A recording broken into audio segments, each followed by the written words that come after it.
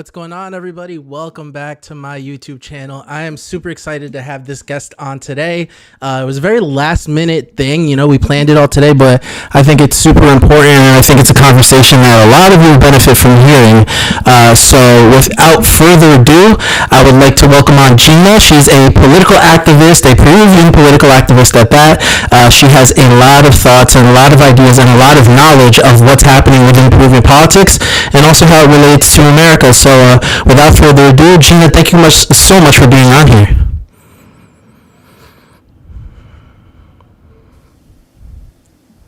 Can you hear me? Oh, no. Okay. Something happened to my sound. Can you hear me or no? 1 second. Hello, can you hear me? Yeah, I hear you loud and clear. Okay, I hear a little bit, there's a lot of static, but if you can hear me well, that's all that matters. Okay. Okay, excellent. All right, how is everyone?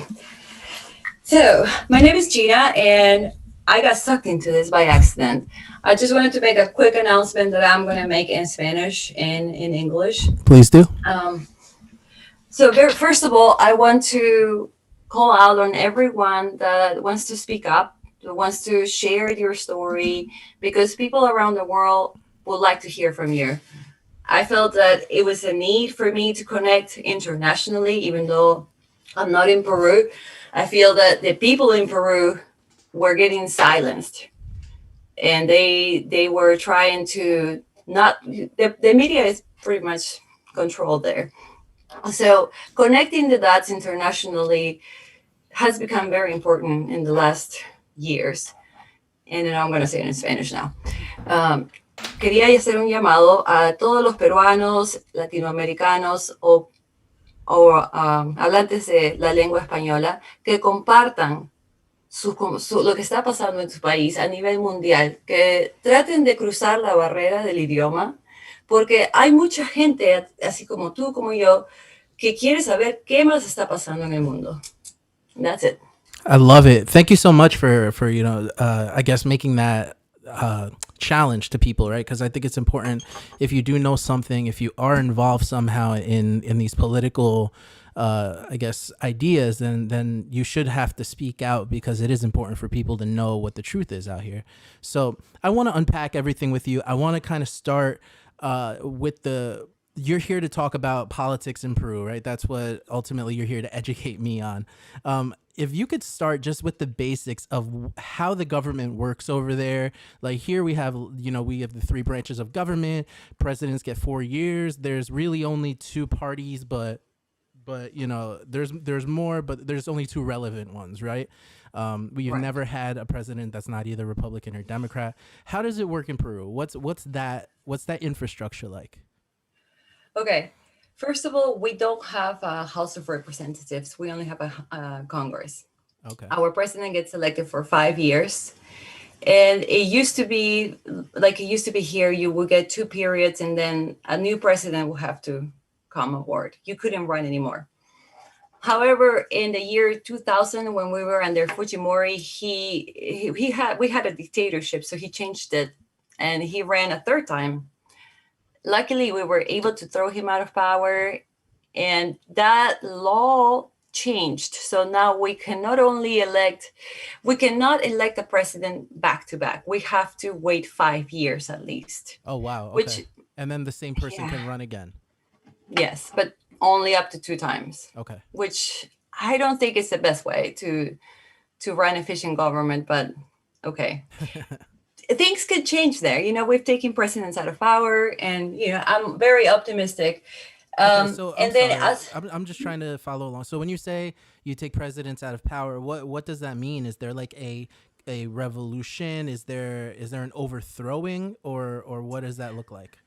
There's definitely not a violent action. It's more intelligence. I see. Intelligence. There's some protests, but they haven't gotten out of hand. Mm-hmm. Much like, we did have 2 people that died, I believe, in November. I started following the politics in January when my mom got me interested about this one politician, Rafael Lopez Aliaga. Mm-hmm. And he reminds us a lot of, number 45 here. Uh-huh. Okay, Except so this. let's unpack that a little bit, so people at home can kind of follow along. Um, this guy Rafael, what are his policies like? What is he bringing to the table as far as politics goes that maybe Peru hasn't seen yet or hasn't Well, seen in he a long brings. time? I'm really excited about this. He brings the American Revolution, the United States kind of ideal. First of all, for the record, we don't have a Declaration of Independence. We have Mm, an act, which is like a receive. mm-hmm, Okay, and the way when I evaluated his plan for for his presidency, he has taken everything that has worked here and assimilated, like he has adapted to what Peru could offer, right? To the resources that we have, like the armed forces, for example. mm-hmm. He sees that serving your country and really treating people with dignity goes hand to hand. So he's starting to create a volunteering service. And you're going to Interesting. get something in return, just like the U.S. armed forces here get education, right? Right. But you're also subject to, I think they call it martial law, Mm-hmm. right? So obviously he's not going to implement all of that, but he's starting little, and that's Right. what he does. He starts little, and he creates almost like a funnel, Mm-hmm. and he's that model he's taken into every aspect. I've noticed. I like the fact that he puts God first, because that was the foundation, one of the pillars for America. Right. We understood that we had different creeds and different beliefs, but we wanted to put God as our guide, because we're dealing with people. We're not dealing with numbers here. Yes. Exactly. He's a right. He's a capitalist, but with the emphasis on the small business owner. I see. Okay, Mhm. that's great. So, it seems like he has a very nationalist kind of policy driven agenda, right? He thinks Peru is important. He wants to put Peru first. He wants people to love their country. He wants people to serve their country. He wants people to follow kind of in the footsteps of the great leaders of the country. Why is something like that controversial in Peru? Because they want to well, they want to spread fear, because that are that and that goes, that explains why they want to take God out of power. Mm-hmm. A man without fear, it's a man that can do pretty much everything, Mm. right? It's a man with faith Yeah. too. And what does fear feed off of? And this is probably backwards because you have the No, mirror, no, but it's good. I have it uh mirrored. Yeah. right. Okay, So so that. let's talk about that for a minute, right? So, like I told you when I was growing up, that was the only president that I had ever heard of Peru, but I didn't have any context. I didn't understand who he was really. I was a kid. So, can you unpack a little bit of what his leadership looked like over the past 30 years that I've been alive, right? And what is the difference between, let's say, somebody like Rafael and then somebody like the old president of Peru? Well, first of all, you shall know a good leader because he will develop sustainable systems and he will not bring you down. What these two do are they spread fear, they put you up high, they tell you you're capable, Mm, you kick butt, blah blah blah, and then they bring you down, and then they tell you you're nothing without us, and then they start to work on, start to pull the strings in your mind. That's They're very, very, very smart people. They know how the mind works. That's why they've been trying to contain Peru. They've been trying to get the fear so high that people are not even paying attention to politics. right. And I think that happens not just in Peru. I've seen it happen in the US Mm-hmm. a lot. Work, work, work, work, work, buy this and that. You need that car, you need those rims, you need that outfit, you need to get this surgery, all to keep us distracted from the real problems. Mm-hmm. And that is a form of, Right. right? And these two operate very much, very, very, very much the same. They Mm-hmm. just have different godfathers. Right. Okay. And So let's talk about that a little bit because I've heard stories. Like I said, I'm having you on because I am ignorant to these things. So I'm really looking to you to fill me in on what actually has happened. I know that Peru was a very militant place for a long time, especially, the 70s, 60s, 60s, 70s, 80s, let's say. What was the reason for that? Why was there such an uproar of like a dictatorship and I want to say communist, a communist kind of what do you call it? Communist party that came to power. How did that even happen in the first place? You know what? I have not. What? Look, what I'm about to say. Mm-hmm. You can. I don't have the dates, but for what I understand is that Velasco Alvarado was a very. He was a socialist, Mm-hmm. and luckily he took care of the people.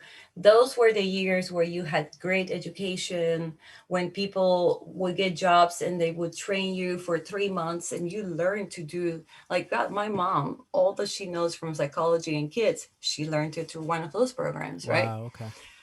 um, and I feel that there was a sector of people that were getting pushed and pushed and pushed, because there's always going to be people that get forgotten, because we're talking about 60s, 70s, 80s, when there was no technology and people in remote areas never get any attention. Right. There are not even highways to get to these places. Right.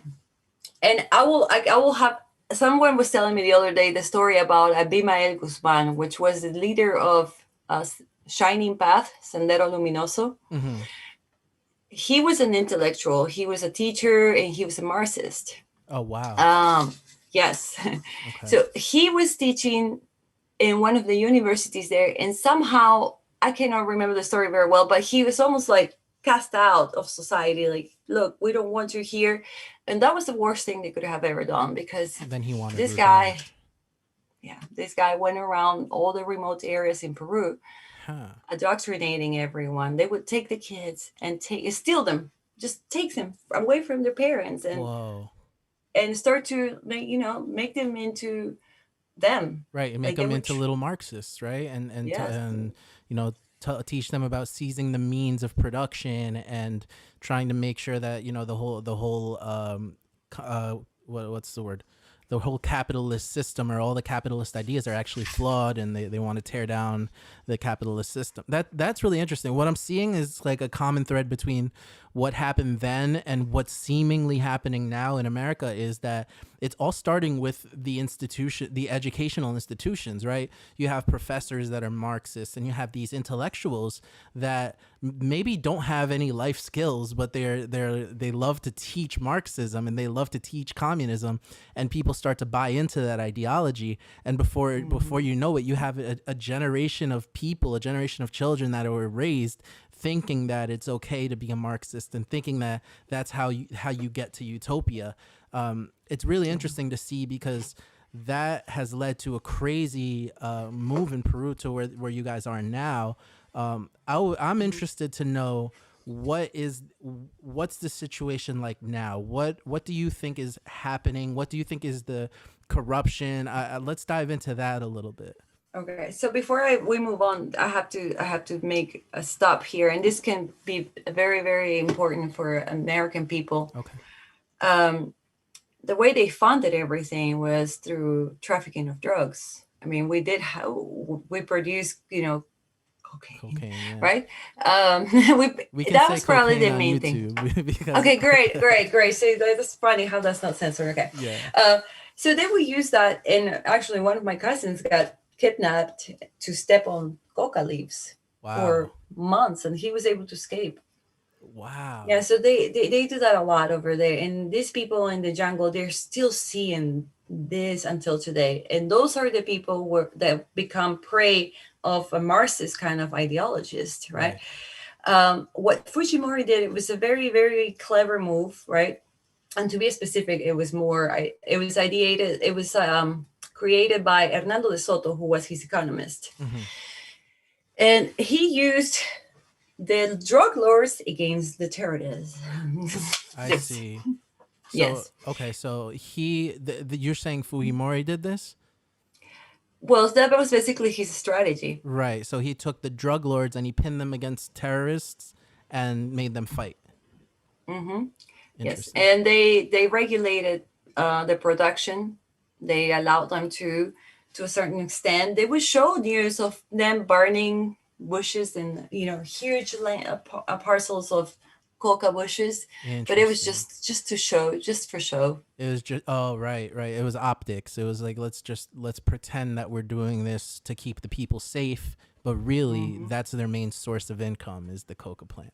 Yeah, and that's what takes us to the godfathers of these two institutions, right? So because the godfather of this institution was going against this, right now these two are for a fight. We have, and if you're out there and you know any activist, we have two deposits between Puno and Cusco of lithium and uranium, Okay. some of the highest grade of lithium that you can possibly imagine. Wow. And they're fighting this drug lord right here, Odebrecht, right? I mean, this godfather, Odebrecht, he's already there, most likely, for what I've been observing. And the guy, the older, godfather, we think comes from Venezuela. So we think they're associated with the people from Venezuela, but we don't know yet. I haven't dug into it. These people are really good at covering their tracks. Right. Um, so imagine them getting their hands on that uranium. That's a very dangerous situation there. And not to take into account that it's 130 miles uphill from the tallest lake in the world, Lake Titicaca. Right. And Lake Titicaca, being the tallest lake in the world, is going to feed to a lot of other rivers. There's a whole community there that lives in a floating land. And so Like a they little will like a become little island affected. essentially. Oh yes, of course. I mean, Odebrecht loves to create fake accounts all over the world. And if you followed ever the case, the Odebrecht case in the United States here, you will know this. So there will be, say, the mining company, but there would also be the company. What do you call here? The one that is supposed to be in charge of the pollution or the waste and making sure that the environment is Oh taken yeah, care of. the EPA, right? The Environmental The Protection EPA. Agency. Yes. So they're both working under the same guy. So you bet that they're not going to abide by that. Interesting. And being Marxist that they are, because the funny thing is that these two are Marxist. So This why this why are this guy they is funded why by a are they Marxist. against each other? That's what I'm wondering, right? If they have the same goals, if they have the same, essentially they want the same resources, wouldn't the more business minded person, even if they're corrupt, wouldn't they say, "Hey, we're mutually beneficial. Let's work together against whatever it is that they have in common." That is a good question, and I've been studying the way these people think, and I've been studying Machiavelli and all the different like dark like The kinds laws of of minds. power and And stuff like that. yes, and so they one of the things that they love is that they love to see people fight. They love to see blood. That's just how they are.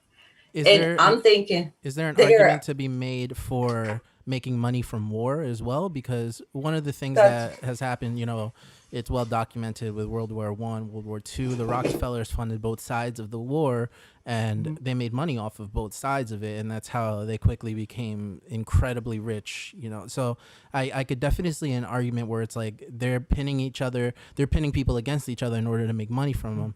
I want to go back to what you were saying about uranium because that kind of might have it went over my head a little bit. Why is that such an important resource, and how does that tie into to the United States? well, nuclear weapons. Okay, okay, Nuclear weapons, and also the lithium that we have there is a concentrated kind. Someone told me it was about 6 times the regular that what they found so far around the world. Very, very small parts of the world, you will find this very, very concentrated lithium. And I attribute that because of the altitude of the place. It's so up high. Puno is just being in Lake Titicaca, you can barely breathe. right.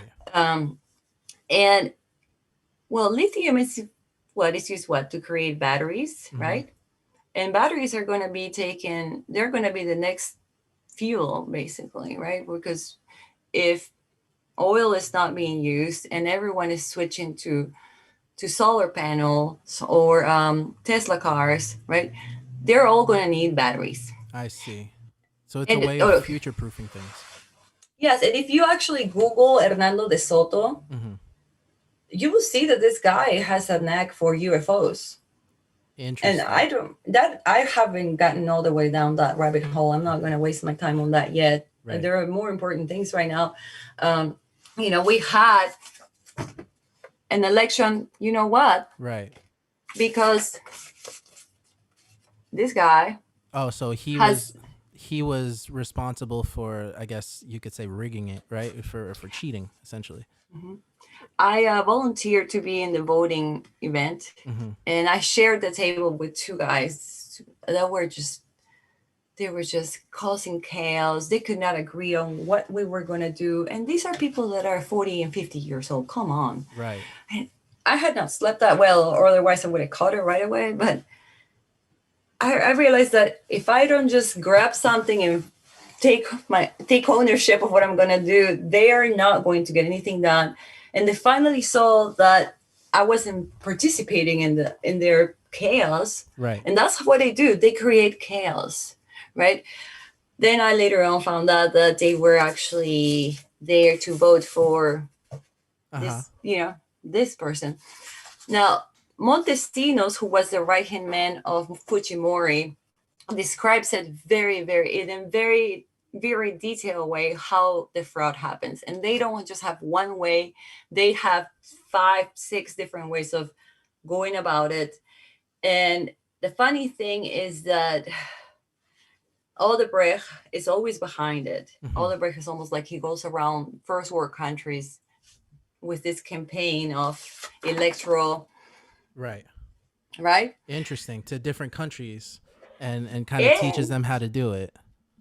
yeah, so did you guys see that Frank's speech had been released? Did you get to see that? No, no, no, no. I haven't. And can you Okay, explain what that is a little bit? yes, so Mike Liddell, the Mike pillow Lindell. guy, Yeah. okay, he's very close friend with Trump. Mm-hmm. He created this platform where we could all speak without being censored. You know, Oh, okay. yeah. So there are all the news about the 2020 election. Mm-hmm. All the specifics are there, so you need to go right now. And And that's, spell I'm that out for me. Frank speech. Frank speech. FARANK speech. Yes, it's Okay. SPEECH. Now there are already, I don't know how many billion members already, so it's getting a little bit crowded right now, and they're starting to implement stuff. They want to make it a social media Uh-huh. platform, and they started it as a news podcast TV kind of platform to Interesting. start spreading the truth. And the funny thing is that when he's talking about this, in the states that had the most, Mm-hmm. right, he mentions Georgia. Right. Okay, there's a Peruvian embassy in Georgia. I see. Okay, so now this is all starting to kind of piece together. So the one place where the votes are So questionable, there's links to not even just Peruvian, but maybe to Venezuelan embassies and all of these other places that we know here in the United States, Latinos disproportionately vote Democrat, they disproportionately vote liberal, and yeah, I'm assuming they would advocate and be activists for the Liberal Party as well. So I see how this is kind of gluing together now. yes. Can you bring it home for us? What does this exactly mean?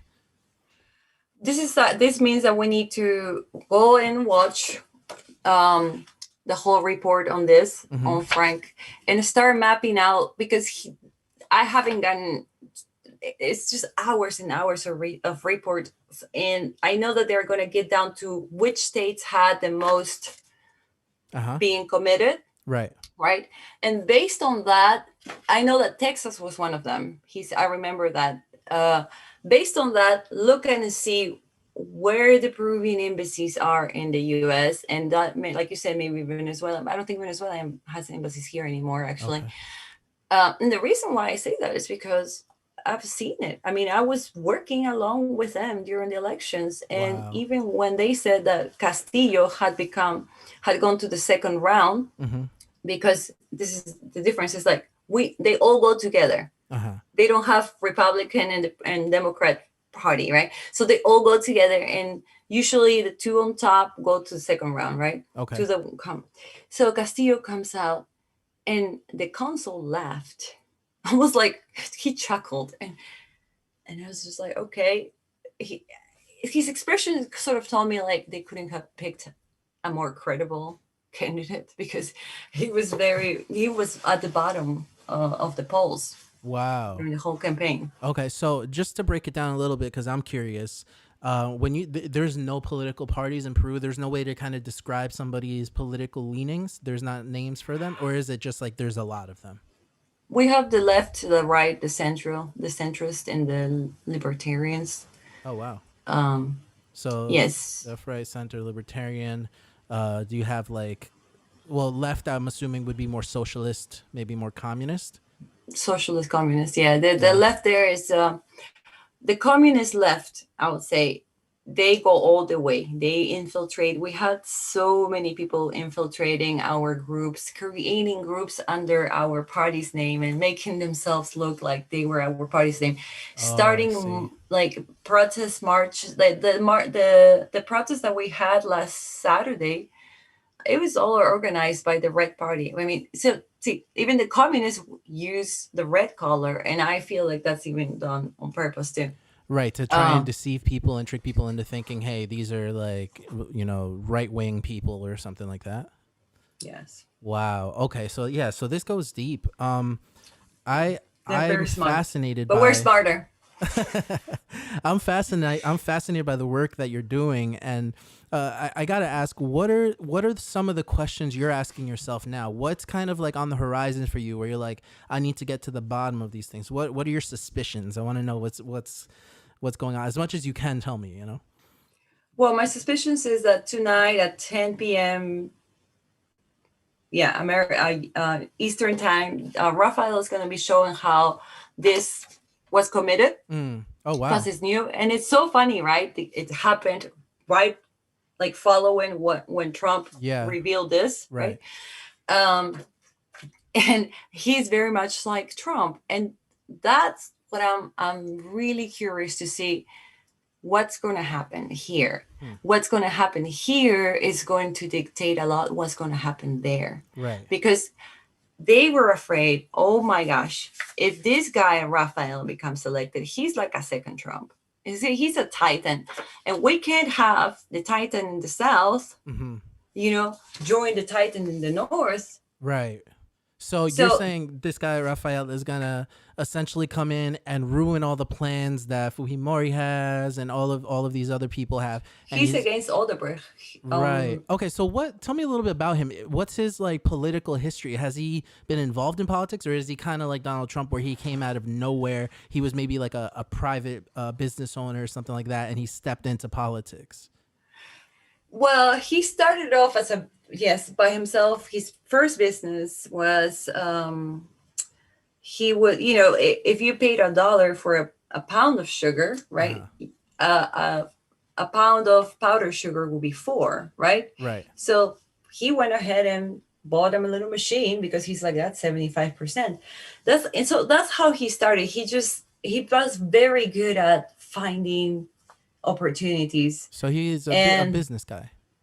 yes, and he's also a very, very, very religious guy. He was part of the Opus Dei, and he had Uh-huh. to renounce, because you can't be part of the Opus Dei and run for president, So because what's one of the what's the conditions Opus Dei? Just so, because I have no idea. basically is like being a priest, but you are not. You're a civilian. You don't get ordained. You're celibate. You're not supposed to be married. Oh You're supposed to wow. get married. Yes, you're not supposed to have an opulent life, so a very simple life. This guy still has an above ground pool. Oh yeah, He yeah. He's doesn't slumming care. it. Yeah. He is just who he is. He's very genuine, and he doesn't have, the whole public speaking skill, but he's genuine.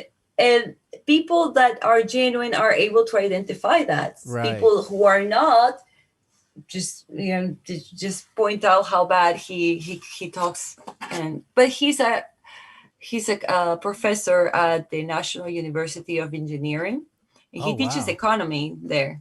Okay, Now so he he's an is the real educator. economist. Okay, I'm saying this because Hernando de Soto has this fame. He's popular because he's won Nobel prizes. Uh-huh. Okay, buddy, you probably won them because your friends wanted you to have that Yeah, I mean, because here we like to point out that Obama got a Nobel Peace Prize, and he's the one that did the Iran deal and gave tons of money and guns and ammunition to Iran. And he got a Nobel Peace Prize, and he was one of the exactly. biggest drone killers as a president. I think he was the first. So yeah, I definitely the Wow. validity of the Nobel Peace Prize kind of died out. I think Absolutely. So with Raphael, he's always had this understanding that just money just doesn't feel him. Okay. He's just in another plane, almost like. And I sort of get it because I was married to a rich guy for a while, and I was the most miserable. Um, I was the skinniest, and I was in the best shape of my life, and I was the most miserable. Right. Uh, so yes, I think that that's what sets him apart. He's a person that has had everything, Hmm. and it didn't rock his boat. He was just like, yeah, whatever. I need something else. I need to Right. help people. And so that's now his mission. And yes, you're gonna have so many people throw dirt at him. The fake news media just make things up about him left and right. They actually made a horrible movie about him. It was a short movie. Okay, yeah, Basically, yeah. Let's get into that. I'm crazy curious what the media is like in Peru. Is it it's anything horrible. like CNN and what's going on here? Yeah, so the government there's a supreme order that has a budget for the media, for Whoa. all the channels that have news, basically. And this budget is meant to be usually for public service announcements, but they use it to control the media. Wow. So the government has its hands legally in the media of Peru. Exactly. Wow. That's Okay, why that they're not to reminds me be a lot trusted. of Maduro and Venezuela. Like Yes. they completely erased the media. I mean, they had media at one point, and then they just faded it out, and now there's no there is no media in Venezuela. That Yeah. is phenomenal. That's surprising. I had no idea. I think one of the things that people quote a lot here is the book 1984. Is that the year? And one of the big things is controlling the way people see the world, which is the media, and Yeah. that's just the first step on the road to complete dictatorship and communist takeover. uh Yeah. wow. So he's just not catching a break, this Rafael guy, essentially. Like the No, media is not it giving him any. is, and it's so sad because I'm not. If I'm religious now, it's because I've seen how evil the world can be, right? Right. And I'm like, okay, the Bible is a source of wisdom, whether you are atheist or whether you are from a different religion. Hmm. And this guy reminds me of all the prophets, and even Jesus. Like, people don't want to see the truth. Right. They don't want to accept it for what it is, and Hmm. they're about to miss out on a really nice guy because they're hurt. They have a trauma. They can't see it. They're very arrogant there because, Wow. well, there was a period there where you couldn't trust anyone. You didn't know if your neighbor was a Uh-huh. yes, you didn't know. Wow. So you had to never trust anyone in order for you to survive, Right. Right. Okay. right? That's interesting. That's another thing I'm curious about. What is the public saying? What are regular people saying about this Rafael guy? Is he like Trump? Like there's no denying Trump was way more popular than the media let on. A lot of people liked him. A lot of people voted for him. A lot Yeah. of people wanted, just in general, found him entertaining. He was a phenomenon, and I'm Yeah. wondering if there's something like that happening with Rafael, where there's, people who are like, yeah, I'm down for him, whatever, but they can't say it because of, mainstream opinion. Is it similar, or is it something different? I think that because there's a strong Catholic community, and not just Catholic, but a Christian presence there, some people have not been afraid to speak up, whether Right. they liked him or not. However, there's confusion because they see something online and then they see the opposite in the news, and so that confusion starts to mess with their minds when you're constantly in it, Right.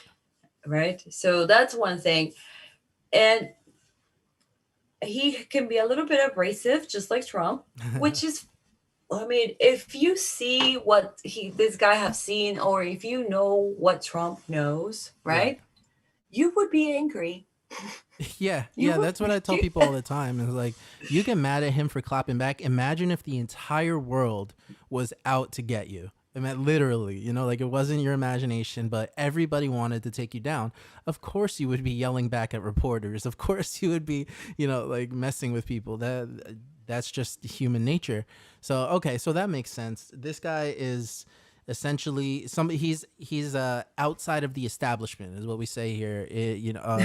Trump was not an establishment Republican. People were even surprised in 2016 when he ran as a Republican. There's no way this guy's a real Republican, right? So I guess maybe there's a parallel there with Rafael, where it's like he's not an establishment politician.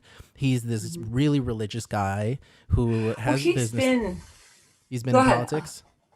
He has been in the back I see. scenes. He has not been in Congress, but he has worked for Congress, Okay. right? And I think that maybe he had in his projects to become involved in politics in the future, and that's probably why he kept at it. Or also, well, he does have different businesses, and a lot of businesses obviously are in Peru because he's always tried to bring the business there. Hmm. He gets a lot of critics because they charge way too much for the there's a train that goes to Machu Picchu, Hmm. and here's the thing, he does charge a lot, but then he's putting a lot more back into schools, Right. programs, right? He's If Peru has sustained itself, Yeah. it's great. It has probably been greatly because of this guy, Wow. because Okay. he's Yeah, brought attention to the Peru.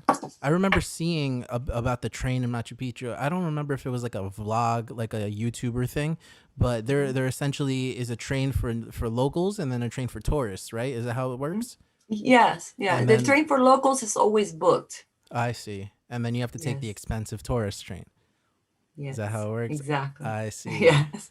Okay. Yes, exactly. So they don't talk about all of this stuff. Of course, there's I still haven't watched a report on.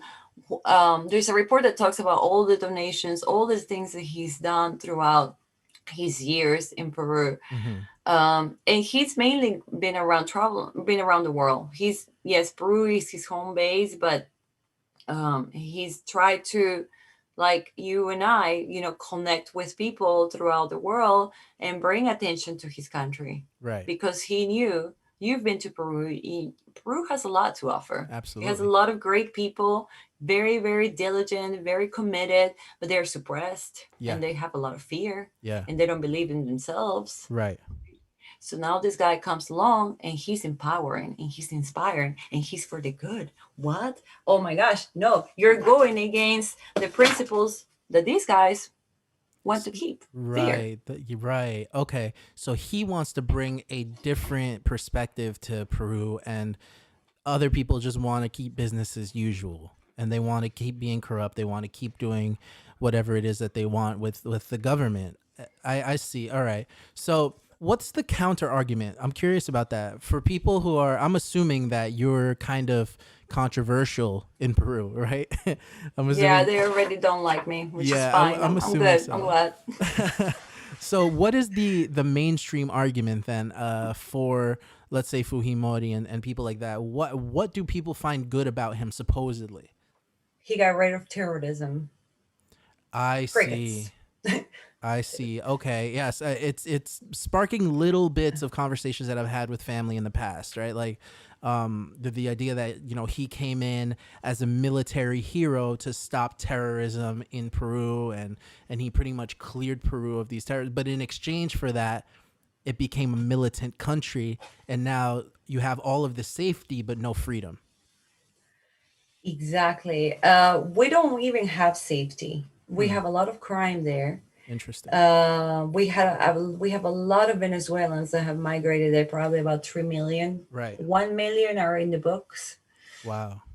and you have to understand that also Venezuela comes from a government that created dependency amongst its people. Right? Absolutely. They didn't want people to feel, capable of standing up and being able to make something for themselves. They always made them rely on the government. So in the same way, you're gonna have those immigrants go there and they don't know how to get money, so they're gonna steal it. Right. It's Okay. really, really bad. So then, No, what's the? what? I'm sorry, I don't mean to cut you off. Go ahead. No, I was just saying that the terror. I mean, when we had a lot of the attacks in the 80s and all the stuff that was caused by this word that starts with a T, Hmm. right? Yes, it's horrible. I couldn't, we went downtown Lima with my mom, and my mom said, "We're going downtown, you know the drill, right?" Yeah. No Meant that chain. I, Yeah. yeah, she meant that I had to walk fast and not stop her and not throw a fit, because Mm, you never knew when a car bomb would go off. yeah. Yeah. I've Right? heard stories like that. From family and stuff. Uh, and even as early as the last time I was in Peru, which I was like maybe 12 years old. I was an American kid. I grew up, in the States, and my grandparents would tell me, my cousins would tell me, listen, when you go outside, when you start walking, don't wear a hat, don't wear a watch, don't wear chains, don't wear anything that makes you look like you're not from here, because people are going to snatch that right away. So I definitely relate to the idea that it's not necessarily safe there all the time. Um, what was I going to ask you? I wanted to know what was going on with how are they handling immigration specifically? Who's in power right now? Let's start with that. Is Fujimori still in power? No, it's Sagasti. He's an interim president. The Right. former president Vizcarra renounced in the middle of the pandemic. Mm-hmm. And now you have to understand that these are all on the same agenda. All they're all in Odebrecht agenda. I see. And the reason why a lot of times they do things is really just to create distraction. Okay. Right. To Okay, to keep people's mind away from the real issues, which is like who's gonna lead our country. or what are they doing in Makusana and Falciani, which are the two projects where the lithium and uranium are. Right. Okay. So Because about the immigration now. So this guy who's the intern president, is he taking any hard? I can't imagine that an intern president would take any strong stances on any policies, because they don't know how he doesn't know how long he's going to be there, right? Well, no, but the one policy that he had power over, which are the immunizations, for this Mm-hmm. illness that we've been facing, Mm-hmm. um, he decided that he was going to go with China Right.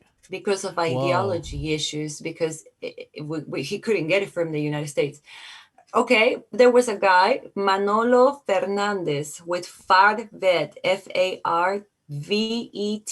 Mm-hmm. Okay, this guy is Peruvian. He's a vet because remember, this illness we're dealing with comes from an animal. Right. He had teamed up with scientists from the medical school, Mm-hmm. and they had created a multi strain immunization shot, right?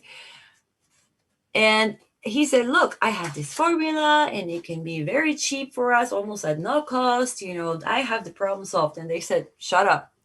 We already have a deal with China. And if you don't shut up, we're going to kill you and your family." Wow. Wow. Yeah. Okay. Yeah, that That makes is the sense. level of corruption that there's going on there. So even if So it was not an ideology, it's just, they just, they have yeah. leverage. They'll have leverage over people so that they can do what they want, essentially. Yes, Right. yes, yes. Yeah. That's why they So don't care if one president gets elected or the other. That's why they have a lot of presidents, a lot of people running for president, because they're all, a lot of these are on the same agenda. So they know that the more presidents they have, the more chances they'll have to win. Right. Oh wow. I mean, the Wow. more presidents, the more candidates. Sorry. That's where I start to think like how good, how well made the American system is, right? And how much it Oh stops stuff like gosh, that, because there's no just beating the odds when it comes to winning the presidency. You know, you do have to pick a absolutely. party, you do have to go through primaries, you do have to be vetted, all these things, and then you have to win the main election, and you have to win the electorate, not the popular vote, right? Is there an electorate, or is it just like the popular vote gets in? The popular vote. Yikes. Yeah, so then you just Yes. then that word, the F word that you're holding up becomes way Yeah. easier. Oh yes. I mean, you know what else? We still use the old school ballots. The paper ballots. Yeah. So, and Wow. I do remember the guy that was in my table that he just lifted the, he wasn't letting me see, and I remember that there were a lot of votes that had that were not valid, because when I looked, because he didn't want me to look, but I looked anyway every time, Right. they had marked, Fujimori's symbol already. Whoa. Yes. Wow. And I remember seeing that. I was like, this is so funny. This mark looks exactly like the one before. Wow.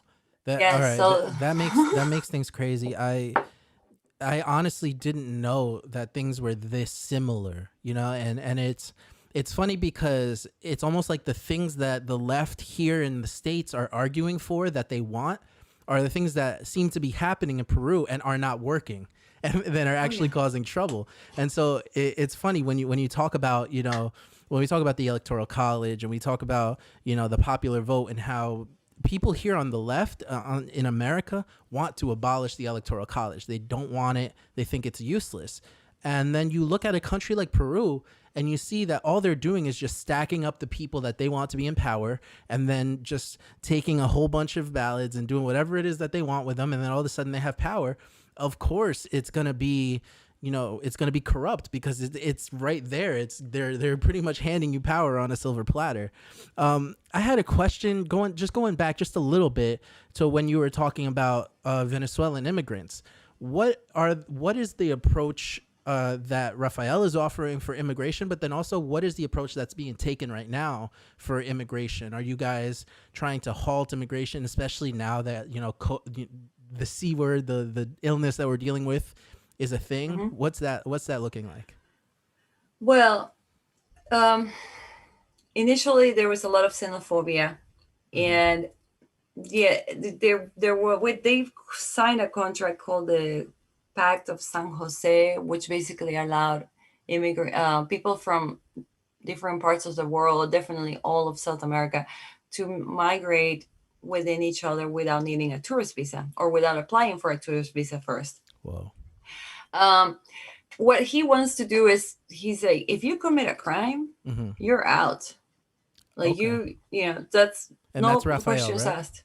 Yes, yes. If you commit a crime, you're out. It's like, I am not going to take on people that are destroying the system, Right. right? He said, I will kick you out even if this wasn't my country, right? Right. So Yeah.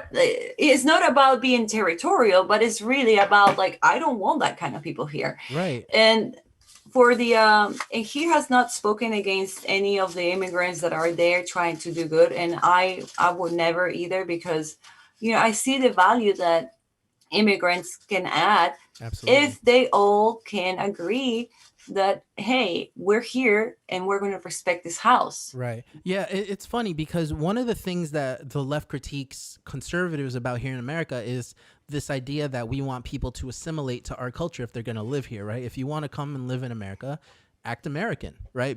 Learn the culture, learn what we want here and what works, and become part of Mhm. that. I think it's the same. It should be the same for Peru or any country, right? When you're becoming a country that is a resource for people who are essentially fleeing their own country to come stay in your home, essentially, they should start acting and belonging to that culture, right? You're a Venezuelan, you moved to Peru and you want to do good for yourself, then you should do things that are Peruvian now, right? You should behave as if this is your country and you want to take care of it now. So I think that that's so true. I'm wondering what it's like with let's say how do they keep track? For example, in Europe, there was a big influx of Middle Eastern migrants that came in, Syrian, I believe, that came in. I want to say 3, 4, maybe 5 years ago, and the violence rates just went through the roof in Europe, and things just started changing so much. The demographic just started changing. Not that that really matters, but when there's no what's the word, assimilation, that becomes a big problem. When you have, let's say, little Cuba, little Chinatown, all these things popping up, you're starting to lose the culture of the actual country. I'm wondering if Absolutely. there's a way to keep track of all that and to stop those things, because if they're coming here without any papers illegally, or coming to Peru is what I mean, how do you keep track of who you got to kick out and who you don't have to kick out? Well, exactly. That's a good question. And that's, I think, something that the US used to have. They used to let illegal immigrants have a driver's license, right? So it Mm, was easier to trace them, yes. right? And a lot of immigrants would choose not to have a driver's license, which was, I don't know, I that bothered me a lot. Hmm. Okay. um it was Clever. like, why can you not do the most legal even though you are illegal, right? Right. That's my premise. So in that respect, I feel that, keeping a check in the borders, making sure that, you have, a system of, the community. So Hmm. this is what has worked for a long time, and still is in effect. In the old empire, they will have tribes. Hmm. So a tribe would be about 23 families, right? Right. And you would be called, for example, the Smiths, right? Or the Robinson, right? Hmm. And if you saw a Robinson acting the fool in town, you would stop him. Right. Right. You knew your people. Right. So that's how they are able to tell. So I guess that tribal system also is, replicated in the armed forces, smaller, so that we could keep track Right. instead of bigger where you are a number. It dehumanizes the whole system. So, this conquistadors came and they said, well, these guys are actually really smart, right? Let's make sure that they never find that out. That's, I mean, the killing here of the, Native Americans. Hmm. I mean, do we ever question why? Right. Because Right. they had the same systems that we did. Right. I mean, I work for a Native American, and he is one of the kindest individual, and they have this sense of family and community. Right. I So think the Native mhm, American thing when it comes to the states was really more about technology than mhm. anything else, right? The what do you call it? The people who the settlers, they had guns, they had boats, they had the wheel, they had stuff like that, that they knew how to domesticate horses. And I think that's really what ultimately did it. And then the way things worked back then, it was just a matter of conquering, right? That's how the world worked back then. It was just, yeah, everybody was conquering each other. Now we've gotten to a place where we're I guess a better civilization. I guess we're a more moral people, Yes. and we don't Eh, conquer each other anymore unless you're in China and you're Hong Kong. well, and then another thing that no one ever looks at and nobody ever talks about is patriotism. You know, Hmm. you said, how do we keep track of this? Yes, maybe that what I just said could be a possible way, but also start from the root problem, Mm. the ideology where that this country was funded on. Um, was freedom for all, to Yeah. protect life, to protect, liberty and the pursuit of happiness. And it tells you in the Declaration of Independence, it gives you the guidelines of what freedom looks like. Yeah. And whenever that, that's actually going against the people and people are dying because of that, you have to form a new government, right? Hmm. So that itself is telling the people, you have the power to Hmm. create a new government, and you must, Right. right? So what my ex-husband, I love him to death, he said, Gina, yes, our our equation was great, but obviously it didn't stand the test of time, right? Right. Because we were not counting on all these really, really smart people to manipulate things. So Mm. how do you prevent that from happening? And I was like, well, I don't know. I mean, you see it every day, you get reminded every day, right? And he said, yes, you need to get reminded every day, just like God, right? They say you're supposed to like pray every day. Right. Remember, we used to sing the national anthem. Mm-hmm. They don't do that anymore in Right. Peru. Pledge of They don't do it Allegiance. here anymore, right? Really? They don't speak out. You know, you used to recitate The the Pledge of Allegiance. Pledge of Mm-hmm. Allegiance. You know, the Declaration of Independence, right? Mm-hmm. Because we forget. We Right. are bombarded with everyday things. You know, buy this, buy that, cell phones, emails, etc. Yeah. I think there's So also, I mean, in particular with the United States, there is this idea happening now that the Pledge of Allegiance, national anthem, are somehow white supremacists and somehow racist.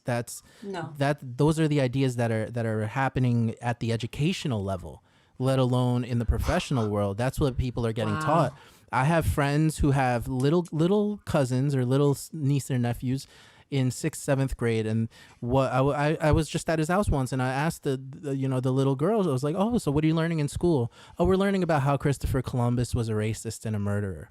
Sixth grade, sixth grade. And so wow, that's why I say the parallels are interesting with the Marxist worldview of, I forget the gentleman's name, but it starts with the educational system with the kids. And then you have these kids who sixth grade now, tomorrow, and the year after, they're going to end up being adults, and they're really going to believe that this country was founded by racists. And they have brown skin, these kids. So imagine what they're going to go into the world feeling like. They're going to feel like the entire world is out to get them, and then that's not the case at all. The fact no, of the matter is, like I said, people conquered people. One of the biggest conquerors in the world was the Ottoman Empire, who were all brown people, and they conquered half the world. So to say that it's a form of white supremacy is just not true. Conquering is just how the world worked back then. Actually, if you are, if you're ever in doubt, like even Abimael Guzman, when he got arrested, he said, our war is shifting now from one that, was very violent, where we used the guns, to an ideology Yeah, war. yeah. And that's what he meant. And he was laughing when he went to prison. Makes me wonder if he really went to prison. Uh, Rich but people that don't is go to it. prison. A great part of the prosperity of this country is because of the ideology, because Yep. the ideology says you have the power, Mm-hmm. not us. Yep.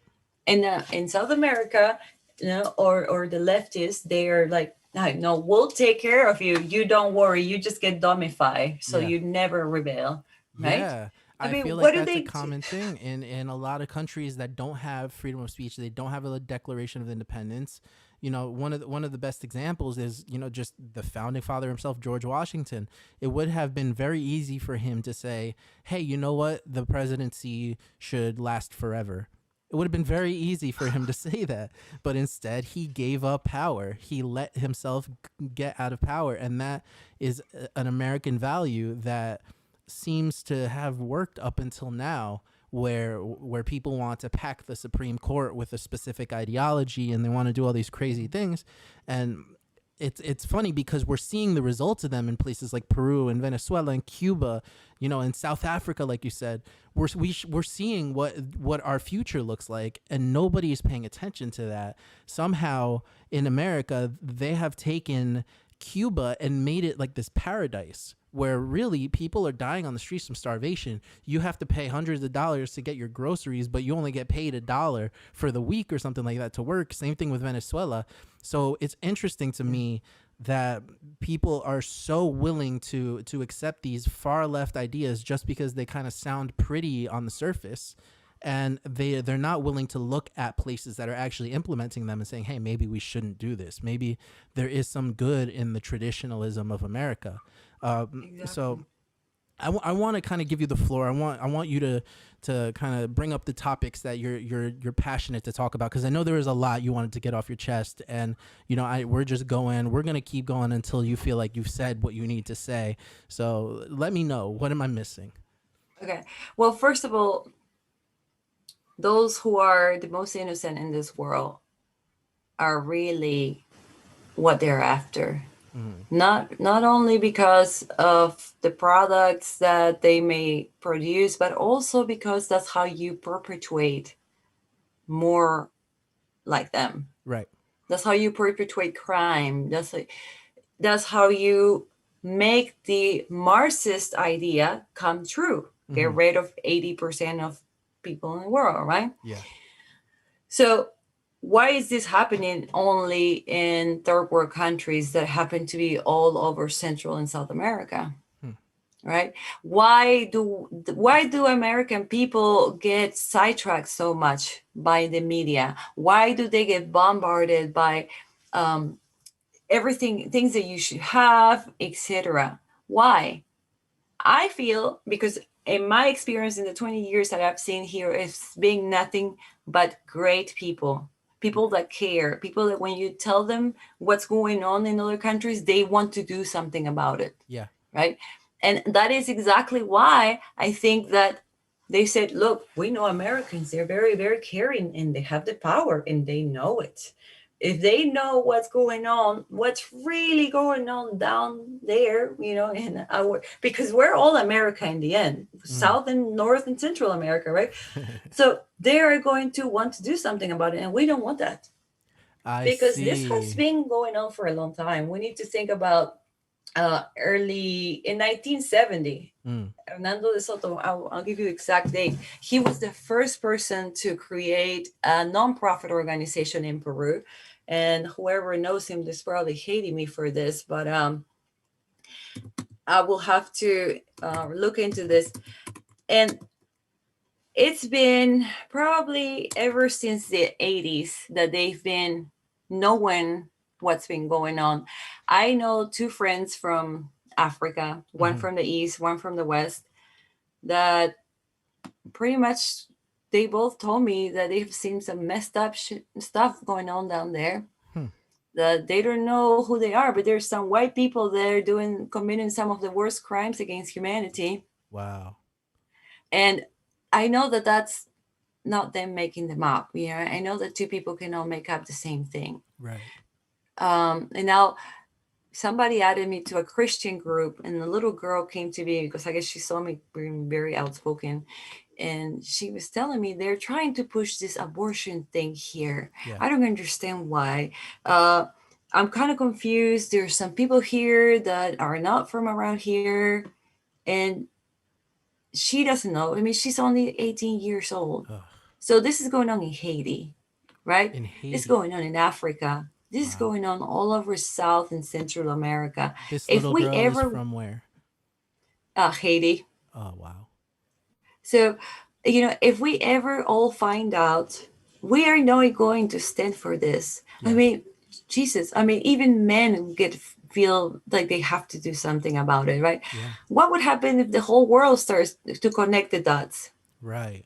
Right. Yeah. I think that there's a lot to be said for making sure that when we're talking about politics, we understand what's going on at a global scale, right? Because one of the things that really I really found fascinating for a while was this idea of a globalist government, right? Which is like things like the UN. No, I'm not talking conspiracy theories really. I'm talking like things like the UN, Mhm. things like the European Union, stuff like that. When Brexit happened, it was very intriguing to me to see why is it that all of these political powers, these people who are in super high places of authority, why is it that they always want to gather together? Why do they want to form alliances, right? I mean, sure, you could think, oh, because they want to do the best for the world, but that doesn't really strike me as a compelling argument. What's probably a more compelling argument is that they want to be organized and they want to be on the same page about everything so that they can extend their power as long as possible. And so when you talk about, let's say, the abortion thing, to me, what's happening here is that abortion is being used as a form of control and manipulation for women so that specific groups of women are able to or are not able to reproduce, and specific groups of women are essentially being cut down, and our population is being cut down. One of the big it's weird to link these two, but I'll explain. the environmental movement in America has this idea that humans are a plague on the earth. We are bad for the earth as humans, right? So we need to do less. We need to reduce carbon emissions. We need to stop worrying. We need to worry about the world more and worry about ourselves less. One of the ways that they say we should do that is by having less kids or having no kids. And so abortion plays right into that, where they're like, hey, we want you to not have kids. And if you do get pregnant, then you have the right to choose and you don't have to have the baby. You can get aborted because abortions are good, right? That's what they're saying. And so to me, it's just a form of, first of all, population control. Second of all, demographic control, because most abortion clinics in America are in black neighborhoods. And third of all, manipulation to manipulate women into feeling more like men and men into feeling more like women. And so I feel like a lot of these big topics, because these are huge topics, they all link together somehow. But you kind of have to take a step back and not be very conspiratorial. You just have to kind of say, all right, how am I going to make sense of this without feeling like a crazy person, you know? Exactly. So to your point about the whole environmental thing, and when you lower or when you put an animal to the same level of a human, you're dehumanizing humans. Absolutely. 100%.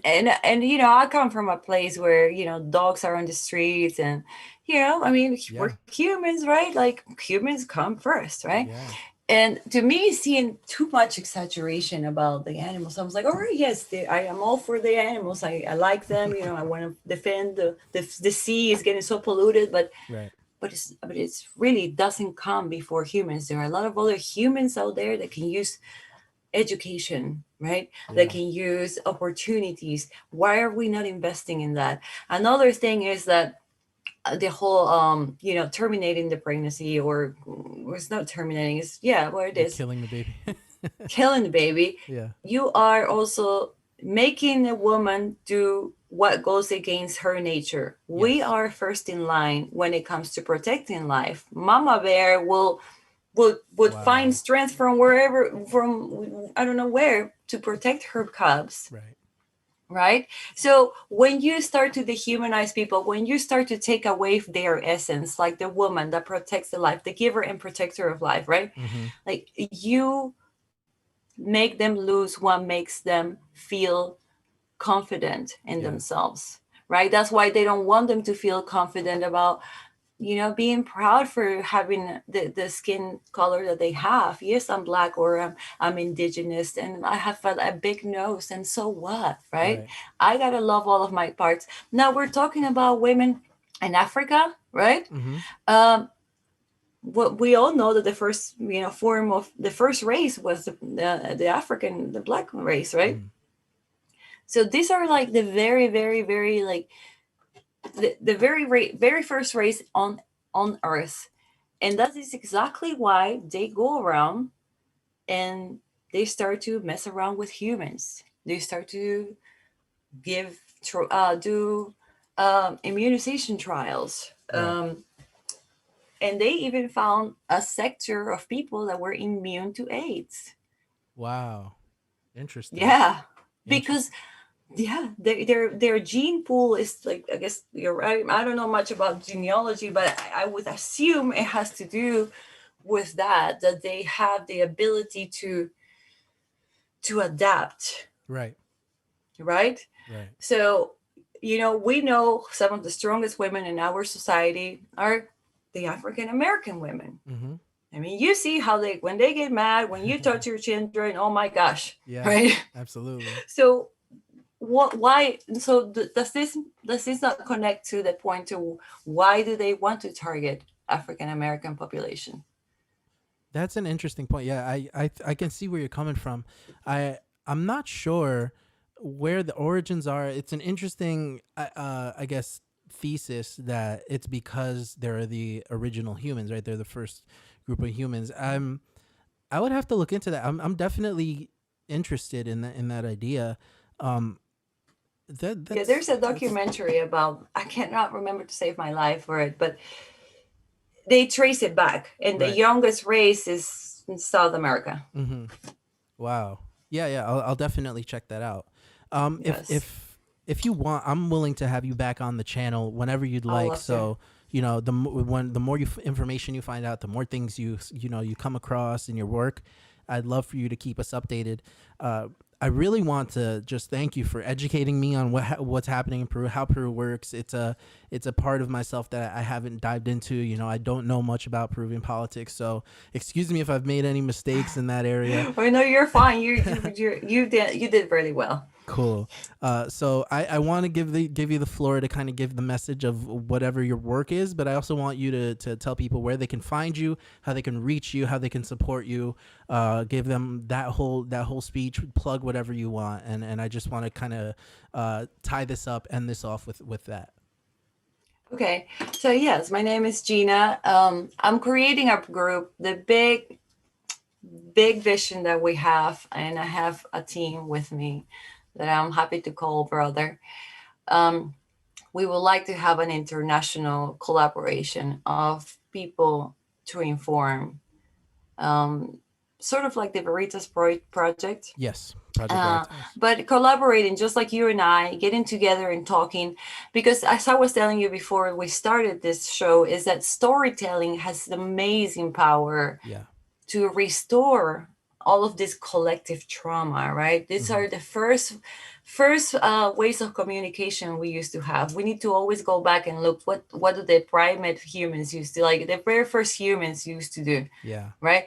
They used to use a lot of storytelling for entertainment, right? Yeah. They used to always not like to be seen or heard, because that meant either you lost the animal you were about to catch, or you got eaten. Right, Right. so canceling out that fear, right? Mm-hmm. um, that's where I was analyzing for a long time, and I came and I thought, well, that's storytelling, because that involves speaking in Mm-hmm. public, and speaking in front of people, being seen, being heard, remembering. So you're actually activating the frontal lobe of your brain, and the more you activate the frontal lobe of your brain, because you're also using your creativity, you are canceling out the limbic reactive part of your brain, the flight and fight, right? The ones that makes you feel fear. Yeah. So if we want to cancel out fear, we activate more on the front of the frontal lobe of the brain. And my big mission, not just for Peru but for the world, is to educate, to start a program about maybe 2 months of the ABCs of politics, so that the young people can start, or even people that may not know how to read and write, because we still have those people in Peru, and we Right. cannot forget those people, right? Yeah. So ABCs of politics, ABCs on how to keep your little small business organized, Mm-hmm. how to launch it even, right? So a digital course, a digital marketing course Mm-hmm. for entrepreneurs that have a small business, and ultimately worth making sure that everyone is able to read and understand everything they need to understand if they're going to be running a small business. So empowering people by giving them tools. I never want people to depend on me, to Right. depend on anyone, Right. because you take away the power. Yeah. They don't want food for tomorrow. they, Yeah. they want tools that so they can make that food. They Yeah. can bring that food every day, right? Yeah. It's the So freedom of the individual. exactly, a Mm-hmm. good way of government, a good way of discerning whether your government has been good or not, is asking yourselves, did this government make me, did it push me Mm-hmm. to do things myself, or did it make me depend on him and let me not work and gave me money so that I Yeah. could never take initiative? And that's the questions we need to be asking each other. We need to be talking to our kids about this stuff, because it's not just politics from one country, it impacts the whole world. Yeah. These And these now are more than these are ever. human ideas. They're ideas for us as human nature. I think that's super important. I love it. Yes, and also, and a lot of people may say, "Hey, no," but there needs to be a code of ethics and politics that needs to be remembered on a daily basis, like it is your daily bread, because If religion cannot be a part of politics, there needs to be a different way of bringing values, Mm-hmm. bringing awareness to those people who are in charge of a lot of other people, Right. so that they actually remember, hey, yes, I can't do this, because you know what, if you do the right thing, blessings will come. Yeah. It's Yeah. for your That's own a good. that's an interesting point. I the reason that I love America, the country that I'm in, is because of that. One of the Federalist Papers, I believe, I forget who wrote it. One of the founding fathers has a quote that says, that this country, this Constitution is for a moral and religious people, right? So pretty much saying that the only way that the Constitution and the Declaration of Independence, the only way that it works and that it keeps working is if the country itself, if the people in the country are moral and religious, because that's the way we function, and that's the only way we're going to say, okay, no matter who you are, this thing is bad and this thing is good. If we can't agree on bad and good, then there's no way that we can agree on an entire governmental system, right? So I Yeah. think one of the great things about the United States is that it's founded on a creator God, not necessarily the Christian creator, but a creator God and the Judeo-Christian worldview. So I really think that that's something that should be implemented in other places. Not to say that Christianity has to be the religion of the world or nothing like that. I just mean that the principles, it should be something that we agree on. Absolutely. And most of all, the truth is to be protected and Yeah. always defended. It's not to be just brought up to the light once and then forgotten. Let's remember that so I like the Bible in particular because I grew up with it. I'm familiar with it, right? Mm-hmm. Uh, when we allow crime to happen, Mm-hmm. right, we're going to pay for it in the end, Yeah. because it's going to become corrupted under and under the surface, right? Mm-hmm. And you're not going to know until it has already gotten huge. There are a lot of people out there that that fight for truth, and I mean, I salute those people. There are not enough in the world, Mm-hmm. but the people that are afraid to speak is because they want you to be afraid, Yes. Absolutely. right? Absolutely. So let's remember those points, because what are we teaching to our kids? Are we empowering them? Now, even the way we speak, we don't have money to do this. Wait a second. You're telling your brain we don't, and then your brain is going to go and take a break. Now, if Yeah. you tell your brain we need to figure out how to make money, Yeah. that's different, Yeah. right? The way we speak is also going to influence how we think. Absolutely. And the funny thing is that these governments, if you pay attention to how they speak, Mm. will tell you a lot about how they think, how they Man, really think. I could talk about that all day with you. One of the things that I love paying attention to, especially, more leftist or more liberal governments, they play with words a lot, right? They Mhm. it's linguistic gymnastics that they do, right? They take a certain phrase or a certain word and they insert it into a sentence and make it something that they try and make it seem like it's something that it's not. Key example, like we were talking about it earlier, so I'll use it. The idea of pro-choice, right? It's not really a choice, right? It's like you're either murdering a child or you're not, and there's no real choice there, right? It's just do good or do bad, right? And so the way Right. that the left, or here's another one. I'm sure you know about this that it's back in the news, but Black Lives Matter. Of course, Black Lives Matter. How could you ever deny that Black Lives Matter, But then they take Yeah. that and they say, oh, no, no, this is a political organization called Black Lives Matter, and we stand for Marxism. We want to destroy the nuclear family. We want people to be raised in communes and in networks. We don't want a regular family, and we think trans people should be, the height of everything. So it's like they take one simple little thing that you can't disagree with, and they create a whole backstory that as soon as you say you agree with that word, you bought into the whole backstory. And that to me is Absolutely. fascinating.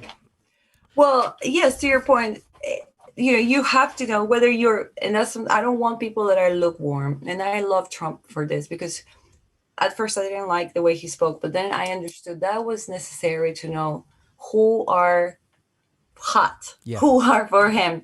He doesn't want people that can easily be persuaded out of that.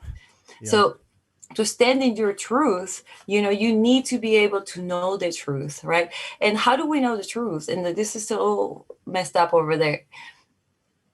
They're trying to kill the people, the population that are above 45. They are denying care, Wow.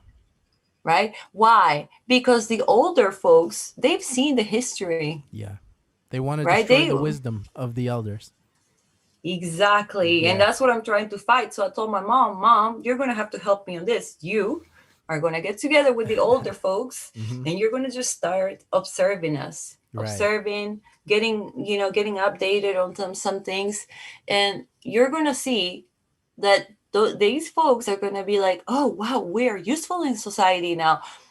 Yes, you've always been useful in society, right? That's why Absolutely. the family, like abuelitos, grandfathers, your uncles, it's so like they want to destroy that core, Yes. because the moment you start to destroy that, then you start to lose respect for your elders, for really, that tight knit Yeah.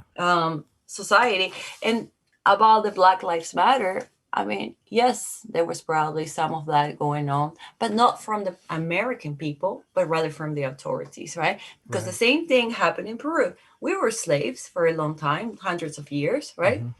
We were freed, or we were given an act of independence, and but we were not freed in our minds. Yes. They kept us suppressed, and the same thing has happened here. These African people come from a country they don't know where from, Hmm. they don't know where their family is from, and they noticed, oh, these people are very easily, like, we can persuade them very easily, right? Because they don't know who they are. Right.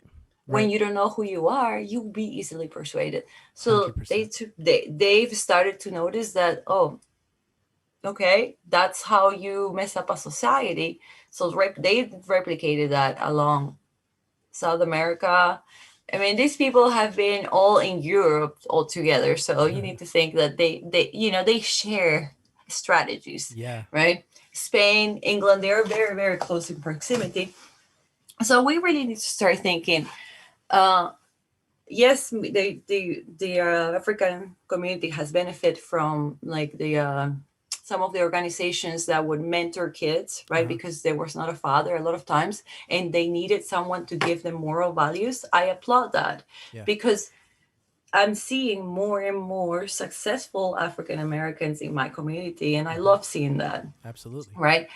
So that's something to chew on, Yeah. and Yeah, I could talk just about to this know. stuff all day with you. But I want to have you back on 100%. I want to do, another hour, hour and a half, whatever. But I do want to make sure we get to this because I want people to be able to find you and to talk with you. So Yeah. can you give So your address or all your Instagram address, all that stuff? yes, it's gg.fit. Okay, So and that's it's, on Instagram. yes, and it's for Gina Granda. My last name is Granda. Hmm. So I just took my first initials and then dot and fit. That would be the easiest way to get me right now. I'm starting my channel, and we're gonna be talking about that this weekend. So big things are to come. Um, we're gonna talk a lot about leadership, because leadership cancels out a lot of the problems that are going on in society. Cool. The crime scene, I think that a lot of us have the capability of reading, researching, connecting the dots, you know, um, and really contributing to the truth. Right. Because the more people know about this, the more we're going to be able to form a militia, like the Declaration of Independence says, right? But this would be Absolutely.